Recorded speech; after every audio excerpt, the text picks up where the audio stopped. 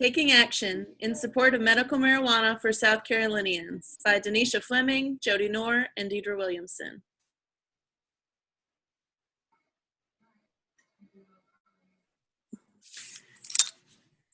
The issue is legalization of medical marijuana in South Carolina. Marijuana for medical purposes should be legal in our state. There are many medical uses for the drug. Studies have shown that medical marijuana has anti-cancer effects, can slow the progression of Alzheimer's, Parkinson's, and ALS, reduces the debilitating seizures caused by epilepsy, reduces spasms experienced by those with multiple sclerosis, curtails the pain and nausea created by chemotherapy and traditional AIDS and HIV treatments so that patients can more comfortably continue medical care, minimizes the neurological damage caused by spinal cord and traumatic brain injuries, and also improves side effects of many other diseases. Not having this therapeutic agent available has a huge impact on the portion of population of our state that is affected by any of these problems and also on their caregivers. The physicians are impacted by not having this treatment option available to offer their patients. For instance, they may have a cancer patient who could be helped by medical marijuana, or a baby with epilepsy that could also be helped, but their hands are tied. Law enforcement will also be impacted by this change. Law enforcement officials regularly point to crimes that occur in and around dispensaries as one of the reasons that we should not have medical marijuana as legal. However, crude assessments conducted by local police departments in Los Angeles, Denver, and Colorado Springs suggest that areas in which dispensaries are located do not have more crime than banks, liquor stores, or other businesses. Advocates of medical marijuana and dispensaries point to these numbers as proof that crime is not an issue around them and speak of the need of having marijuana easily accessible to populations who need it. Medical marijuana dispensaries continue to attract attention by the popular press for their perceived effects on local communities. As cities and countries decriminalize, legalize, or consider whether or not to change policies around marijuana use and their availability, one lingering concern is whether greater availability of marijuana through storefront dispensaries will increase crime.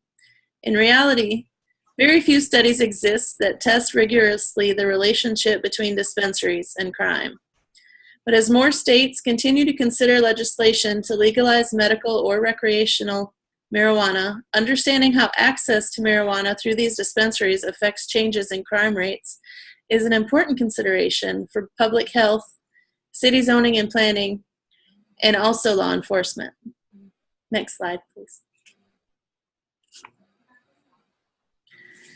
Marijuana was a common component of the medical field in the United States up until 1942, when, despite objections by the American Medical Association, Congress passed the Marijuana Tax Act of 1937, which federally restricted cannabis.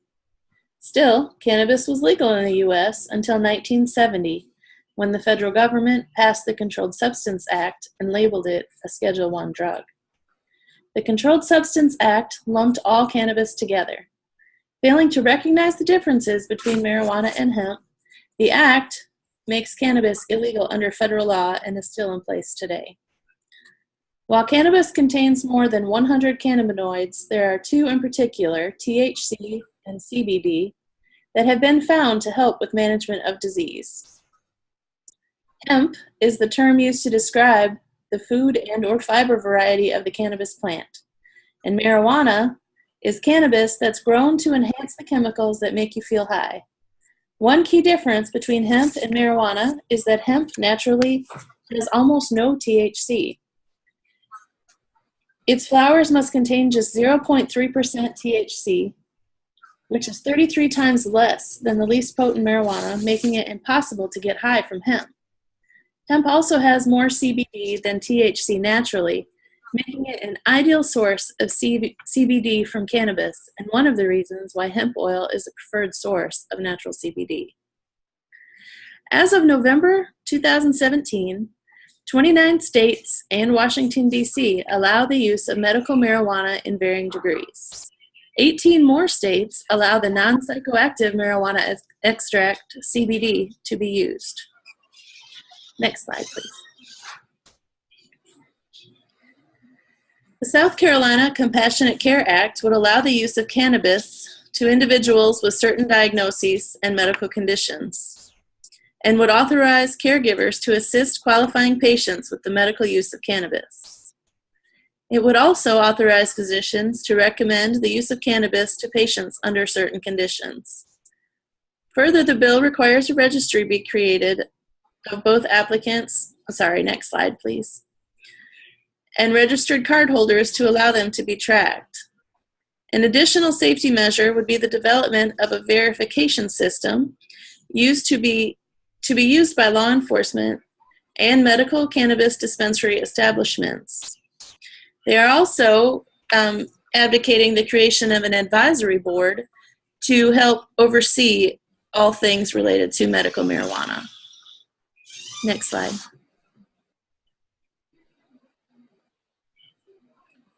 South Carolina has proposed the Compassionate Care Act to allow patients and their designated caregivers to have access to medical cannabis to treat a variety of chronic illnesses and side effects that are related to life-saving treatment. Conditions included are chronic pain, neuropathic pain, management of Crohn's disease, cancer, and HIV/AIDS. It will also be allowed for those patients that experience severe nausea and vomiting, seizures, severe muscle spasms, cachexia, and wasting syndrome. If this Compassionate Care Act is not passed, patients will not have access to treatment that has proven to be effective in relieving chronic pain and may cause patients to illegally obtain cannabis. As an alternative to the Compassionate Care Act would be to remove chronic conditions that do not have research supporting medical cannabis as the most effective treatment. If the policy is implemented and passed, medical providers would have the ability to effectively manage pain and treat their patients in accordance with the law without fear of prosecution from the federal government. The legalization of medical cannabis would provide adequate treatment and improve quality of life for patients. Next slide, please.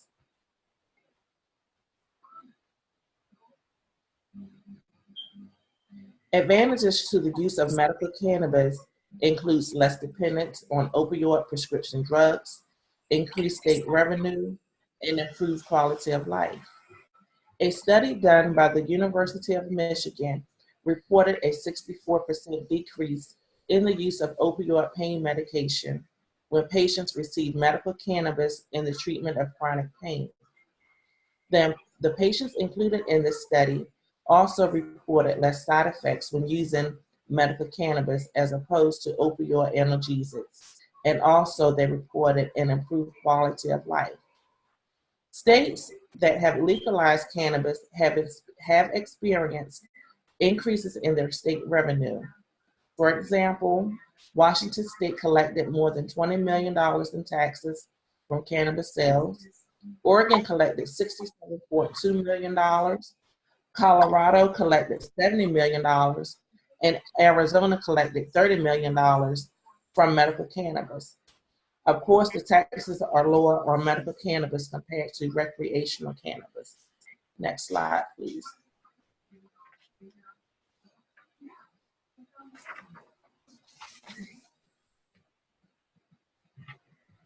Disadvantages of the Compassionate Care Act would include decreased profits for pharmaceutical companies.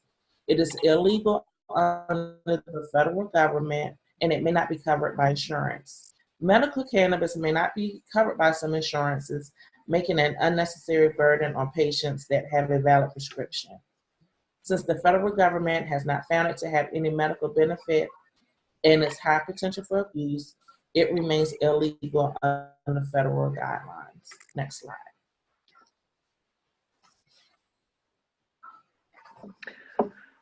When we look at the cost, those considerations involve both expenditures and revenues. In states where medical marijuana is legal, research has shown a decrease of Medicaid spending. In 2014, that figure was $475.8 million, which represents 2% of Medicaid's annual prescription expenditures. A decrease in prescriptions under Medicare was also noted in states where medical marijuana is a legal alternative. Increased revenue from the policy would be generated through application fees for licensing of growers, processors, and businesses that want to become dispensaries. For example, in Maryland, a revenue of $1.29 million is projected for fiscal year 2018. Costs of implementing the policy involve law enforcement to ensure that patients, growers, and dispensers are following the law. The process of evaluating the change should be led by the establishment of a regulatory commission. Collection of data will be needed to evaluate the policy change. A medical marijuana regulatory commission is used by states such as Maryland to oversee all licensing, registration, inspection, and testing measures pertaining to Maryland's medical cannabis program and provides relevant program information to patients, physicians, growers, dispensers, processors, testing laboratories, and caregivers. Evaluation of expenditures, revenues, prescription statistics, and law enforcement statistics over a one-year period would be necessary to determine the cost-benefit analysis of this policy.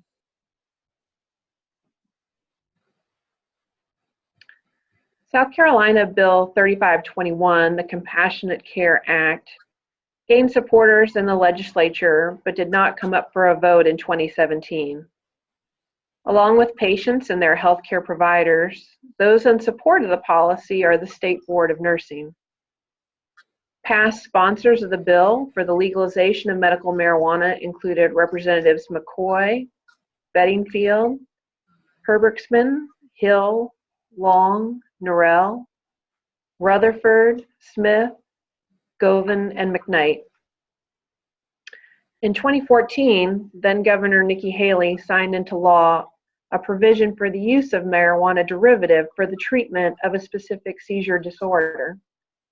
The derivative is dispensed by to patients by the medical school, and those receiving it are part of a medical study. The sharing of this research would be necessary, and appropriate and evidence-based research would further bring around policymakers to be in support of the bill. In summary, with the support of scientific data, medical providers recognize the benefits of medical marijuana to patients. Passage of the South Carolina Compassionate Care Act will help ensure the best outcome for patients. South Carolina should follow the example of success in the 29 states and the District of Columbia where medical marijuana is legal. Beyond the physical benefits of medical marijuana to patients, the financial benefits have also been proven in reduction of costs to both Medicaid and Medicare. Additionally, revenue increases have been noted in states where medical marijuana is legal, and that's the potential revenue that exists from licensing fees.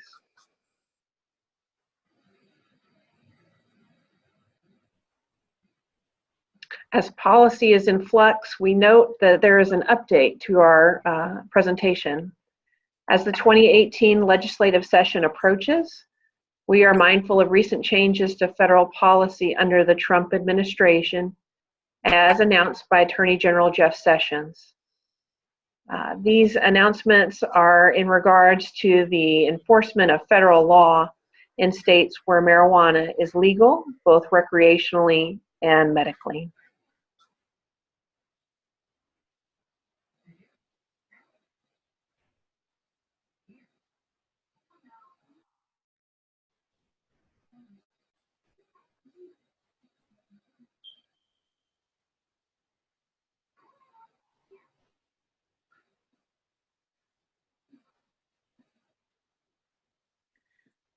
I think I speak for all three of us when I say thank you for taking the time to watch our presentation.